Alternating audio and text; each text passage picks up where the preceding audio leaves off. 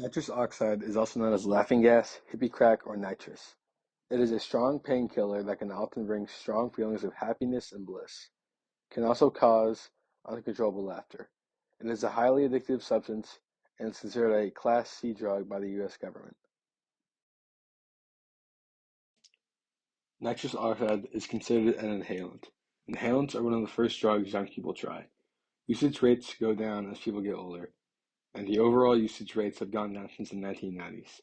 Inhalants are the most likely to kill out of any drug and are extremely addictive. Inhalants are also easy to find, and many household products can be abused.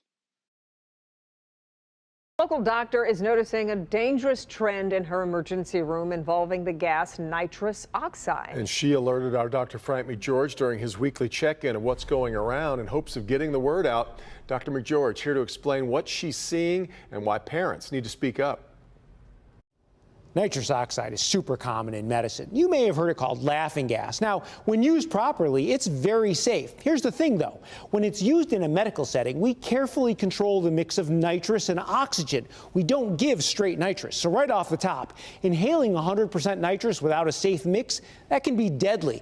But the real concern is for chronic abusers. We have been seeing an increased incidence of nitrous oxide associated complications in our emergency departments. Dr. Jennifer Stevenson is the chief of emergency medicine at Henry Ford Health Fairlane.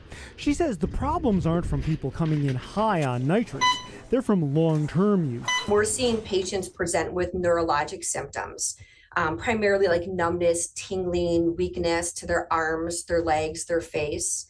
They also present with dizziness, lightheadedness, and even problems with their coordination. Nitrous oxide is easy for people to get. It's the main gas used in whipped cream canisters. In fact, it's problematic enough that New York has laws against selling whipped cream to minors. That's not the case here in Michigan.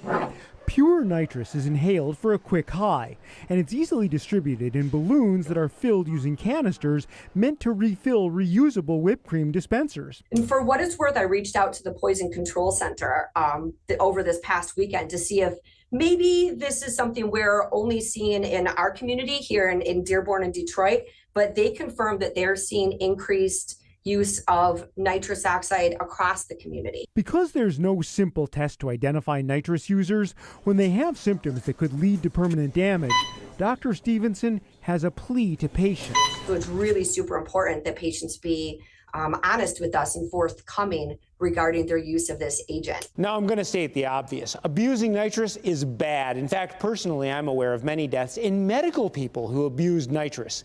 Inhaling 100% nitrous from a Whippet or a whipped cream can is just plain dangerous. Back to you. Scary, Doc. There is an effort in Detroit to reduce nitrous oxide abuse and clean up the litter it creates. It's called the Southwest Detroit Whippet Wipeout campaign. And we've got more information about that effort, including hotlines to get help with this story on the health page at clickondetroit.com. Nitrous oxide is one of the 5 most commonly abused inhalants by teens. Death is caused by anoxia, when oxygen cannot reach the brain. Nitrous oxide damages bone marrow, the immune system, and the nervous system. Shaky hands, unsteady walk, and lowered intelligence are common signs of long-term abuse. High-pressure steam from cans can collapse lungs as well as frostbite on skin. Dizziness, nausea, slurred speech, migraines, and drowsiness are some of the common short-term effects of nitrous oxide. Psychological dependence is when you crave a drug and cannot function without it. The best thing to do when addicted is to stop immediately before it can cause more damage. Talking to a parent, teacher, coach, doctor, or counselor can help. Teens are often scared to reach out for help. The National Institute on Alcohol Abuse and Alcoholism number is 1-800-662-4357, and the number for the Substance Abuse and Mental Health Services Administration is 1-800-662-4357.